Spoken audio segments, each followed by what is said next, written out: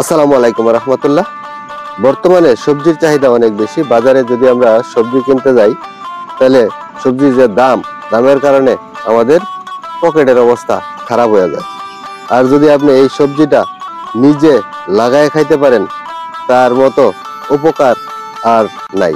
এই দেখুন, এই একটা সবজি গাছ, এই সবজি গাছটার নাম হলো ঝিঙ্গে গাছ। এই দেখুন, ঝিঙ্গে গাছটা খুব দ্রুত বাইরে ওঠে আর অল্প দিনেই ফলন দেওয়া শুরু করে। আর এই দেখুন কত সুন্দর ফুল ফুটছে। আর এই দেখুন, এই একটা ঝিঙ্গেও ধরছে।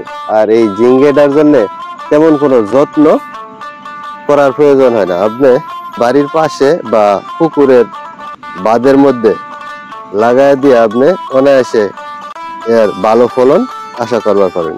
এই দেখুন, এই ঝিঙ্গে গাছটা একটা পুকুরের বাঁধের মধ্যে লাগানো হয়েছে। আর এই ঝিঙ্গে গাছটা এই একটা খেজুর গাছে উঠায় দেওয়া হয়েছে।